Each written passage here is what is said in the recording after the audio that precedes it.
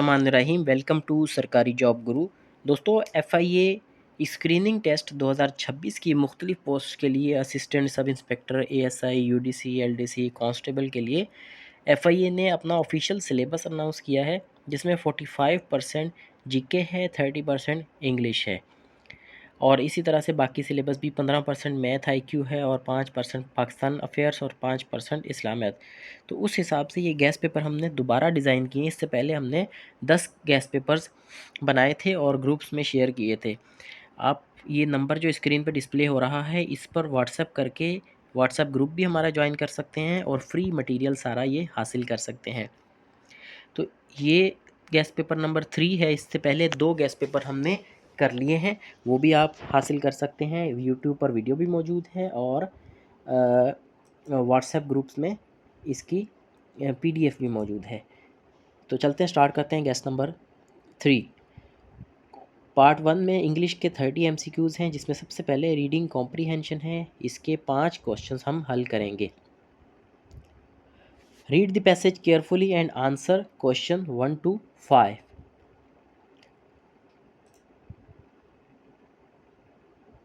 Cybercrime has emerged as one of the fastest growing forms of transnational crime।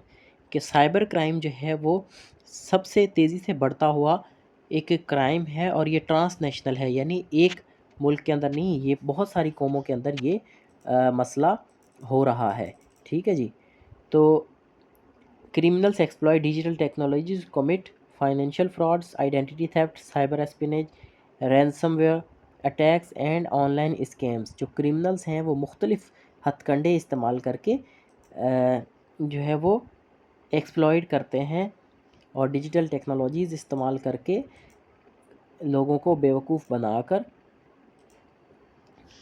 और उनसे identity theft करते हैं, financial fraud करते हैं और मुख्तलिफ़ किस्म के अटैक करते हैं। Law enforcement agencies around the world have strengthened cybercrime units and cooperate through international organizations to investigate digital evidence। अब जो लॉ इन्फोर्समेंट एजेंसीज हैं, जिस तरह से पुलिस हो गई, वो क्या करती है पूरी दुनिया में, उन्होंने साइबर क्राइम जो यूनिट्स हैं, यानी जो इंटरनेट पे क्राइम होता है उसके लिए जो स्पेशल यूनिट उन्होंने बनाए हुए हैं, उनके ऊपर वो काम कर रहे हैं, उनको मजबूत बना रहे हैं और एक दूसरे के साथ कोऑपरेट कर रहे हैं इंटरनेशनली के जो एविडेंस मिलते हैं, डिजिटल एविडेंस, उसमें एक दूसरे की हेल्प लेते हैं। However technology alone can not eliminate cyber crime. लेकिन टेक्नोलॉजी सिर्फ अकेले ही इस क्राइम को ख़त्म नहीं कर सकती। Public awareness, strong cyber security practices, timely reporting of incident and effective international cooperation remains essential in combating threats. इससे पहले जो हमने गेस्ट पेपर किया था उसमें उन्होंने जो है वो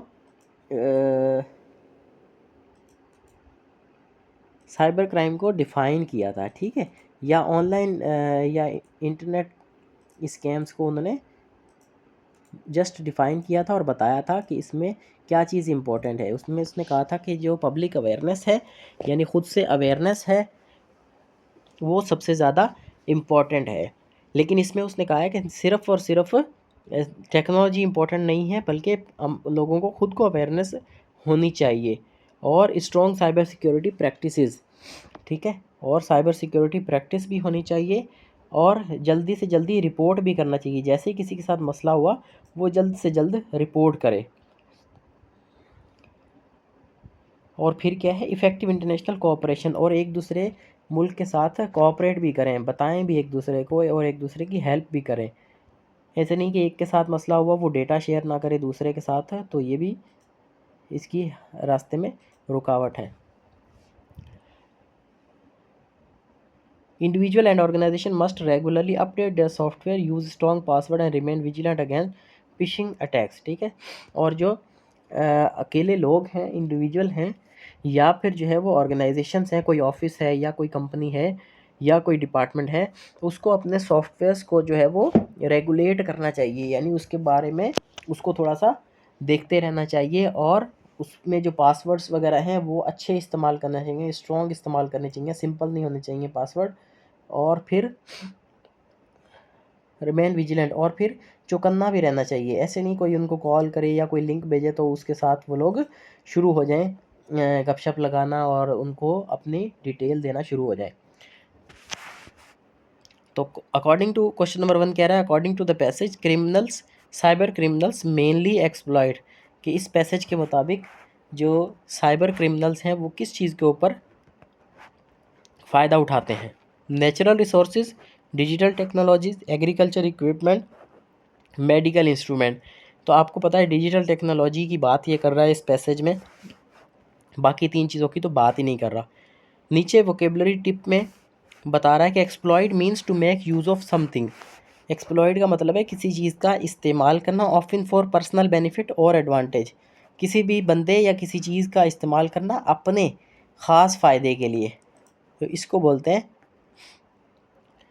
एक्सप्लॉइट करना। ठीक है, किसी का फ़ायदा उठाना।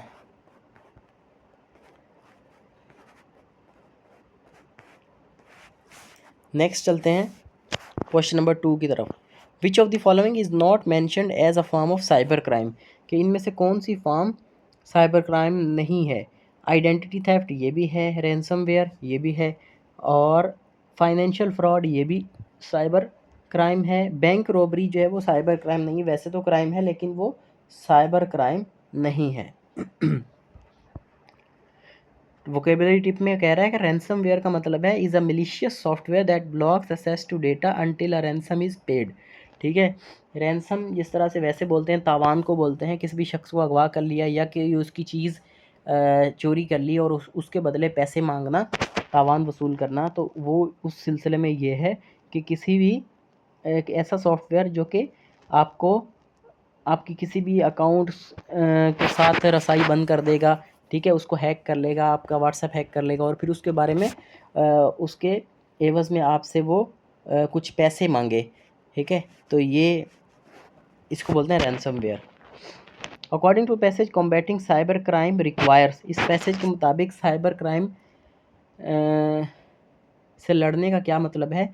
Technology only, military actions only, strong passwords only, public awareness and international cooperation. तो डी सही है कि किसी भी एक चीज़ से नहीं होगा, पब्लिक अवेयरनेस भी होनी चाहिए और इंटरनेशनल कोऑपरेशन भी होनी चाहिए, तब जाके ये साइबर क्राइम को रोक सकते हैं हम। वोकेबलरी टिप में कह रहा है vigilant means watchful and alert to possible dangers. Vigilant का मतलब होता है चौकन्ना। Alert, individual can reduce risk cyber risk by, एक इंसान जो है आम इंसान वो किस तरह से इसको रोक सकते हैं साइबर अटैक्स को, by updating software regularly, using weak password, ignoring software updates या शेयरिंग पासवर्ड्स। नहीं जी, यूजिंग या अपडेटिंग सॉफ्टवेयर रेगुलरली। ठीक है, अपने सॉफ्टवेयर को अपडेट करना ताकि उसमें जो नए से नए फीचर आते हैं या सिक्योरिटी फीचर्स नए आते हैं जो, ताकि वो भी आपके उसमें आ जाए। वोकेबलरी टिप में कह रहा है कि phishing is an attempt to steal sensitive information through fake emails. Phishing का मतलब है कि किसी की सेंसिटिव इंफॉर्मेशन, हसास मालूमात हासिल करना थ्रू फेक ईमेल, मैसेज या वेबसाइट। ठीक है, अपनी आइडेंटिटी छुपा के किसी के भी पर्सनल इंफॉर्मेशन निकालना, ये फिशिंग कहलाता है। नंबर 5 में है which title best summarises the passage, इनमें से कौन सा टाइटल इस पैसेज की का सेंट्रल आइडिया बताता है या इस पैसेज का टाइटल हो सकता है। डिजिटल बैंकिंग, नहीं डिजिटल बैंकिंग के बारे में तो नहीं बात कर रहा ये बात कर रहा है इंटरनेट हिस्ट्री, नहीं cyber crime and cyber security के बारे में ये बात कर रहा है। वोकेबलरी टिप में कह रहा है कि cyber security refers to protecting computer systems, networks and data from digital attack. Cyber security का मतलब ये है कि अपना जो कंप्यूटर है आपका या कोई नेटवर्क और है या कोई भी किस्म का डेटा है, आपकी तस्वीरें हैं, आपकी ईमेल्स हैं, आपकी फ़ाइल्स हैं, आपके जो है वो हिसाब किताब है, बैंक की डिटेल्स हैं, कुछ भी है आपका, उसको डिजिटल अटैक से बचाना, यानी किसी डिजिटल तरीके से उसको कोई चोरी ना करे, यानी आपका अकाउंट हैक करके कोई अपने पास उस डेटा को ना ले जाए, इसको बोलते हैं साइबर सिक्योरिटी। बाकी कोई आके आपके घर में इंट्रूड करके इन्वेड करके आपका लैपटॉप उठा के ले जाता है तो ये साइबर सिक्योरिटी में नहीं आता। क्वेश्चन नंबर 6 है सिनोनिम्स। क्वेश्चन 6 से लेकर 10 तक सिनोनियम के क्वेश्चन हैं। Choose the antonym of meticulous. Meticulous का एंटोनिम बताएं। केयरलेस या थोरो, हैस्टी, लेजी। थोरो होता है इसका मीनिंग। मेटिकुलस का मतलब है कि जो बंदा केयरफुल हो और माइनर डिटेल्स की तरफ उसका ध्यान हो, ठीक है, यानी अलर्ट हो बंदा, वॉचफुल जिसको कह सकते हैं। नंबर 7 है choose the synonym of resilient. Resilient का मतलब जो है वो मुश्किलात से जल्दी से वो रिकवर हो जाए, ठीक है, फ्लेक्सिबल हो। सही है जी। Choose the antonym synonym of obsolete. Obsolete का मतलब है कि जो पुराना हो चुका हो, आउटडेटेड जिसको बोलते हैं, और वो अभी इस्तेमाल में नहीं हो। Choose the antonym of amicable. Amicable का मतलब होता है अच्छे तरीके से, एहसन तरीके से, जैसे हम उर्दू में बोल देते हैं ना एहसन तरीके से, तो ये वो ही होता है फ्रेंडली। क्वेश्चन नंबर 10 है choose the synonym of diligent. Diligent का मतलब है केयरफुल, बहुत ज़्यादा केयरफुल, और hard working and persistent. Question 11 है choose the antonym of scarcity. Scarcity का मतलब होता है किसी भी चीज़ की बहुत ज़्यादा कमी, ठीक है। एंटोनिम इसका ढूंढना है तो इसका अबंडेंस होगा, जहाँ पर ज़्यादती है। तो अबंडेंस का मतलब होता है किसी भी चीज़ का वाफिर मिकदार में होना, तो इसका अपोजिट है abundance. Choose the antonym of expand. Expand का मतलब होता है फैलाना, तो इसका जो एंटोनाइम होगा वो होगा contract. Choose the antonym of artificial. Artificial का मतलब है कि जो इंसान ने बनाई हो, कुदरत ने ना बनाई हुई हो, तो इसका अपोजिट होगा natural. Choose the antonym of optimistic. Optimistic का मतलब होता है कि बहुत ज़्यादा पूरी उम्मीद। पेसिमिस्टिक इसका अपोजिट होता है। और पेसिमिस्टिक का मतलब कह सकते हैं कि जो बंदा हमेशा ख़राब आउटकम की उम्मीद लगा के बैठा हो कि भाई मेरा तो कुछ सही हो ही नहीं सकता, या इस मामले में कोई बेहतरी हो ही नहीं सकती। Choose the antonym of conceal. Conceal का मतलब होता है छुपाना किसी चीज़ को, तो इसका रिवील होगा सी। क्वेश्चन नंबर 16 है चूज़ दी करेक्ट सेंटेंस। इसमें से अभी एक सेंटेंस सही होगा, 3 सेंटेंसेस में गलती होगी। अब ये नीदर का सेंटेंस है। नीदर के साथ जो neither of the boys have arrived, ठीक है, नीदर में सिंगुलर की बात कर रहा है, ये सिंगुलर है खुद, तो इसके साथ सिंगुलर वर्ब आएगा। Neither of the boys have. अब बॉयज़ के साथ हैव लगाया हुआ है, इसका मतलब ये है कि बॉयज़ को ये क्वालिफाई नहीं कर रहा। बॉयज़ के साथ हैव तो आ जाता है, ठीक है, वो भी प्लूरल वो भी प्लूरल, लेकिन ये बॉयज़ को क्वालिफाई नहीं कर रहा है। हैव जो है वो नीदर को करना चाहिए, तो नीदर को करना है, तो नीदर हमेशा सिंगुलर है, तो सिंगुलर के साथ सिंगुलर ही आएगा, हैव की जगह हैज़ आएगा। तो neither of the boys are arriving, ये आर भी प्लूरल है। सी में है neither of the boys has arrived, कि इनमें से कौन सा भी बॉयज़ नहीं पहुँचे, तो हैज़ आएगा, ये सही है, सी ऑप्शन। ग्रामर टिप में कह रहा है neither is singular and takes a singular verb. 17 में है change into indirect speech.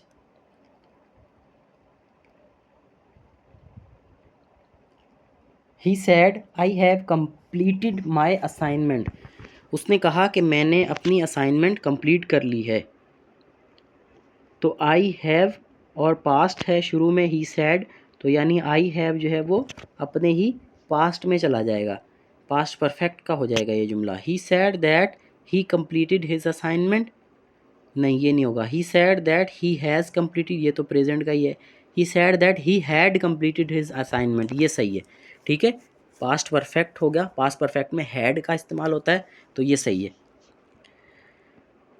Grammar tip में बता रहा है कि present perfect changes to past perfect in indirect speech when the reporting verb is in the past. Reporting verb कौन सा है, जो शुरू में लिखा हुआ है ही सैड है ना, ये जो सैड है ये किस में है, पास्ट में है, ठीक है, तो अंदर वाला चेंज हो जाएगा। और ये प्रेजेंट होगा या फ्यूचर होगा तो अंदर वाले टेंस से चेंज नहीं होगा। Choose the correct passive voice. 18 कह रहा है कि इसका पैसिव वॉइस बताएं। They are repairing the bridge, कि वो पुल को की मुरम्मत कर रहे हैं। द ब्रिज रिपेयर्ड नहीं, द ब्रिज इज़ रिपेयर नहीं, the bridge is being repaired, ठीक है। ये कैसे पता चलेगा कि दे आर है, ये कंटिन्यूस है, और कंटिन्यूस का जब हम पैसिवाइज करते हैं तो इसके साथ बी का केस आ जाता है, यानी आर के साथ आगे इसके बी आ जाएगा। तो the bridge the bridge singular है तो ब्रिज के साथ इज़ आएगा और इसके साथ बीइंग आ जाएगा, बीइंग का केस आ जाएगा। तो ब्रिज इज़ बीइंग रिपेयर्ड, ये सही है। आइडेंटिफाई द एरर 19 में कह रहा है कि each of the players have received a certificate, हर किसी प्लेयर को एक सर्टिफिकेट मिला। तो यहाँ पर भी ईच के साथ भी सिंगुलर आएगा, each of the players has received a certificate. तो सी में जो है वो गलती है, हैव की जगह पर गलती है। ये 4 ऑप्शन है, चारों ऑप्शंस में से किसी एक का बताना है कि कहाँ गलती है। ईच भी सही है, प्लेयर भी सही है, हैव जो है वो गलत है, सर्टिफिकेट सही है। तो हैव की जगह हैज़ आना चाहिए। क्वेश्चन नंबर 20 है फिल इन द ब्लैंक, कि खाली जगह पुर करें। Hardly the meeting started when the electricity went of. Hardly had the meeting started when the electricity went of.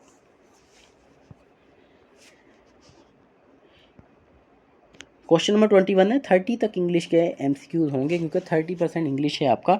Choose the correct sentences. If I was you I would resign. If इसमें आई के साथ वर आता होता है past में, तो जिसमें भी वर होगा वो सही होगा, लेकिन हम बाकी चीज़ें भी देखेंगे। If I were you I would resign, ठीक है जी, बी का सही है। यूज़ वर इन हाइपोथेटिकल और अनरियल कंडीशनल सेंटेंसेस, ठीक है, जहाँ पे हाइपोथेटिकल की बात हो रही है तो वहाँ आई के साथ वर इस्तेमाल होगा, वैसे आई के साथ वाज इस्तेमाल होता है। प्रेपोजिशंस, क्वेश्चन नंबर 22 से 25 तीन क्वेश्चन प्रेपोजिशंस के हैं। He abstained dash smoking, he abstained from smoking. Question 23 है she has great influence over her colleagues, ठीक है। The officer complied dash the court's order, complied with. Question number 25 है he was accused dash leaking confidential information. Accuse के साथ of आता है, complied के साथ विथ आता है, और इसी तरह से influence over her colleagues. Vocabulary में कह रहा है कि इसमें से बताएं कि कौन सा पार्ट्स ऑफ स्पीच है, ये नाउन है, प्रोनाउन है, क्या है। The investigation was conducted efficiently, कि इन्वेस्टिगेशन जो है वो अच्छे तरीके से हुई थी। तो आपने बताना है कि जो अंडरलाइन वर्ड है वो कौन सा है, ठीक है। तो ये एफिशिएंटली के बारे में पूछ रहा है क्योंकि ये वोकेबलरी टिप में LY की बात कर रहा है, तो एफिशिएंटली के बारे में इसने पूछा है, तो ये एफिशिएंटली एडवर्ब है क्योंकि ये कंडक्टेड को शो कर रहा है, कंडक्टेड को क्वालिफाई कर रहा है कि भाई अच्छे तरीके से कंडक्ट हुई थी। Choose the correct spelled word, इनमें से जो सही स्पेलिंग है वो वर्ड चूज़ करें। प्रिविलेज, ठीक है, PRIVILEGE, प्रिविलेज। प्रिविलेज का मतलब है स्पेशल राइट्स और एडवांटेज। क्वेश्चन 28 में कह रहा है the word pragmatic means. Pragmatic का मतलब होता है कि जो बंदा प्रैक्टिकल बात करे, हकीकत की जो बात करे, ना सिर्फ ज़ुबानी कलामी बात करे। क्वेश्चन 29 में चूज़ द करेक्ट सेंटेंस, इनमें से जो सही सेंटेंस है उसको चूज़ करें। One of the students have von, ये वन शुरू में ही आ गया तो आपने जो हेल्पिंग वर्ब है वो भी सिंगुलर ही लगाना है। One of the students have won the prize, one of the students has won the prize. C में है one of the students have won the prize, सब में जो है वो आखिर में one of students has won prize, इसमें आर्टिकल नहीं लगे हुए, द नहीं लगा हुआ, द लाजमी है क्योंकि किसी ख़ास स्टूडेंट्स की बात कर रहा है, तो द लाजमी है। यानी 4 में वर्ब तो सिंगुलर है लेकिन उसमें द की गलती है, आर्टिकल की गलती है, इसलिए बी ऑप्शन सही है, one of the students has won prize. Question number 30 है choose the word closest in meaning to integrity. Integrity का मतलब है कि किसकी दयानतदारी, ठीक है, ईमानदारी। तो ऑनेस्टी, लॉयल्टी, ये दो अल्फाज एक जैसे हैं, तो आप ऑनेस्टी की तरफ जाएंगे। एवरीडे साइंस क्वेश्चन नंबर 31 से 35 तक। अब ये जीके का पोर्शन शुरू हो गया, ये 45 क्वेश्चंस जीके के होंगे। अब इसमें मुख्तलिफ पोर्शंस हैं, ये एवरीडे साइंस का पोर्शन भी इसमें होगा और करंट अफेयर्स का भी इसी में आ जाएगा, और मुख्तलिफ इसमें पोर्शंस होंगे, जियोग्राफी वगैरह ये सारे इसमें आएंगे, करेंसीज, कैपिटल्स, ये चीज़ें। विच of the human brain is primarily responsible for maintaining balance and coordination voluntarily movement? Cerebellum, कल भी मैंने आपको बताया था पिछले उसमें भी कि जो सेरिबेलम है ये ज़्यादातर जो बैलेंस और कोऑर्डिनेशन का काम करता है वो ये करता है। क्विक फैक्ट में कह रहा है the cerebellum control balance posture and fine muscle coordination while the cerebrum is responsible for thinking memory and intelligence. ये दो पार्ट इंतहाई अहम है, इनके बारे में बार बार क्वेश्चन पूछे जाते हैं और लोग कंफ्यूज होते हैं इसमें, सेरिबेलम और सेरिब्रम। ठीक है, सेरिब्रम तो बिल्कुल जो है वो ज़्यादा हसास है, सेरिब्रम। ठीक है, सेरिब्रम बहुत ज़्यादा हसास है और ये थिंकिंग, सोचना, मेमोरी, याददाश्त और इंटेलिजेंस यानी जहानत, तो हमारा जो मेनली कहते हैं कि दिमाग का जो काम है वो ये चीज़ें हैं, सोचना, चीज़ों को याद रखना और इंटेलिजेंस यानी होशियारी वगैरह, ये सारी चीज़ें हमारी सेरिब्रम। तो ये देखें कितना इम्पोर्टेंट है ये सेरिबेलम जो है वो इससे भी ज़्यादा इम्पोर्टेंट है जो हमें पता नहीं है।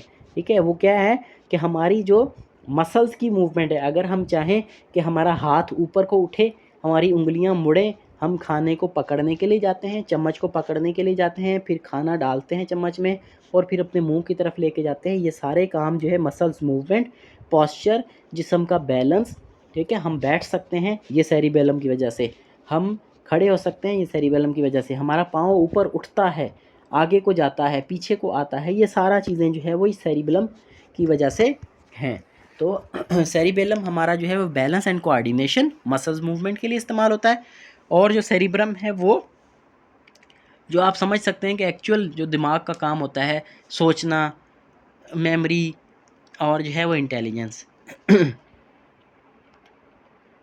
विच vitamin deficiency causes megaloblastic anaemia? ठीक है, एनीमिया जो है वो B12 से होती है।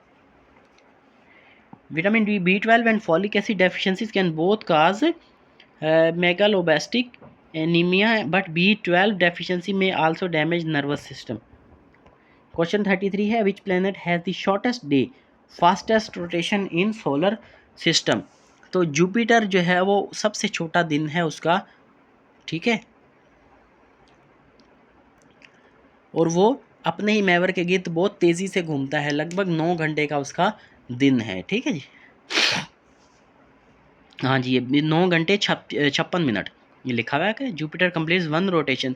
ये सूरज के गिर्द नहीं घूम रहा, नहीं, ये अपने ही महवर के गिर्द, यानी जो जिस तरह से हम बॉल को स्पिन करते हैं वो बॉल घूमती हुई जाती है लेकिन आगे भी मूव करती है, तो इसी तरह ये सारे प्लैनेट अपने ही गिर्द भी घूमते रहते हैं और फिर गोल चक्कर सूरज के गिर्द भी लगाते हैं सोलर सिस्टम में। तो जो सूरज के गिर्द लगाते हैं उसको रेवोल्यूशन कहते हैं, वो पूरा 1 साल होता है उसमें ये घूमते हैं, लेकिन ये जो अपने ही महवर के गिर्द घूम रहे हैं, जुपिटर का सबसे छोटा दिन है, ये रोटेशन की बात कर रहा है, 9 घंटे 56 मिनट, स्पिन भी बोलते हैं इसको।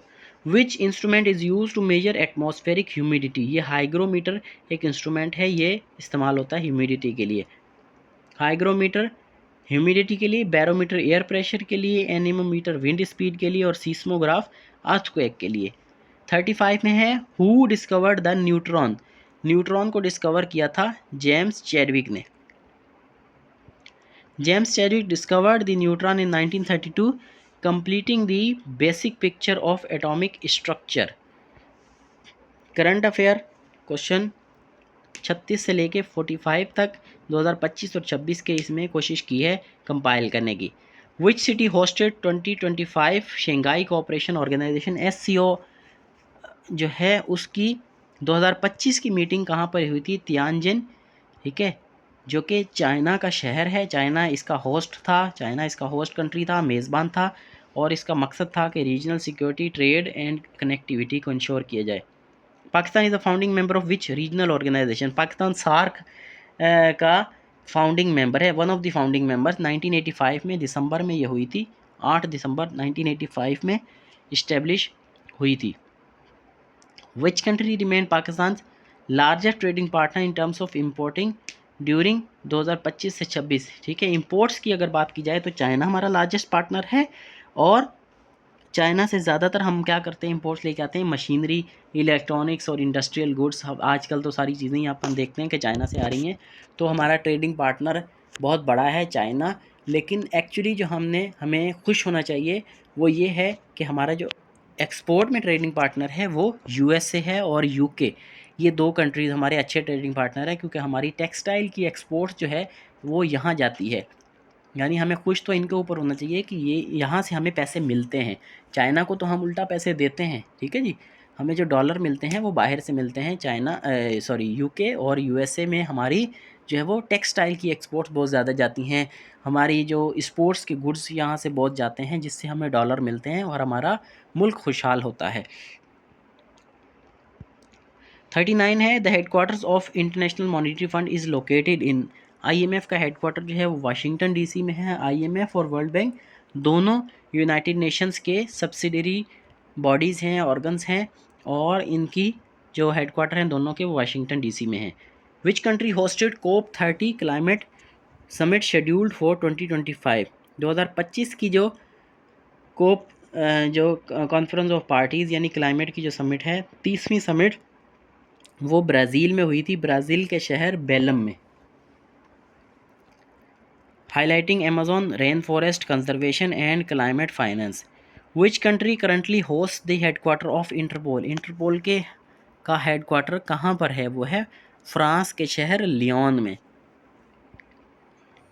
जिसके 200 मेंबर्स हैं, और 1923 में ये बनी थी इंटरपोल। विच Pakistani province produces the largest quantity of wheat. Pakistan की सबसे ज़्यादा जो गंदम है वो पंजाब में पैदा होती है। 70% प्रोडक्शन पंजाब में होती है। Which organisation publishes human development report. Human development index है HDI, उसकी रिपोर्ट होती है। यूनाइटेड नेशंस डेवलपमेंट प्रोग्राम ये छापता है। Which country is connected with Pakistan through Khunjerab pass. China है ऑब्वियसली। 45 में है, which country won ICC champion trophy 2025। India ने जीता था, पाकिस्तान ने इसको होस्ट किया था। इंटरनेशनल ऑर्गेनाइजेशन 46 से 53 क्वेश्चन तक। Which UN agency is responsible for civil aviation standards. ICAO, और इसका हेडक्वार्टर जो है वो मॉन्ट्रियल में है, कनाडा का शहर है ये। Which organisation provides insurance guarantees for foreign investment. MIGA, ठीक है, Multilateral Investment Guarantee Agency. NATO was established in 1949 और इसके 32 मेंबर हैं नेटो के। नॉर्थ अटलांटिक ट्रीटी ऑर्गेनाइजेशन इसकी फुल फॉर्म है। Which organisation settles trade dispute between member states. World Trade Organisation ये disputes को सेटल करती है जो कि ट्रेड से रिलेटेड हैं उनको। Which country is not permanent member of UN security council. इनमें से कौन सा मेंबर जो है वो परमानेंट मेंबर नहीं है UN सिक्योरिटी काउंसिल का। UN सिक्योरिटी काउंसिल के 5 मेंबर हैं जो कि परमानेंट हैं, वो है China, France, Russia, United kingdom, USA, यानी जिनको वीटो पावर दी हुई है, वीटो कंट्रीज जिनको बोलते हैं। The headquarter of OPEC, organisation of petroleum exporting countries का ये ऑर्गेनाइजेशन है, और इसका हेडक्वार्टर जो है वो वीना में है, ऑस्ट्रिया का शहर है, ये यूरोप में है। OPEC was founded in 1960 by Iran, Iraq, Kuwait, Saudi Arabia and Venezuela.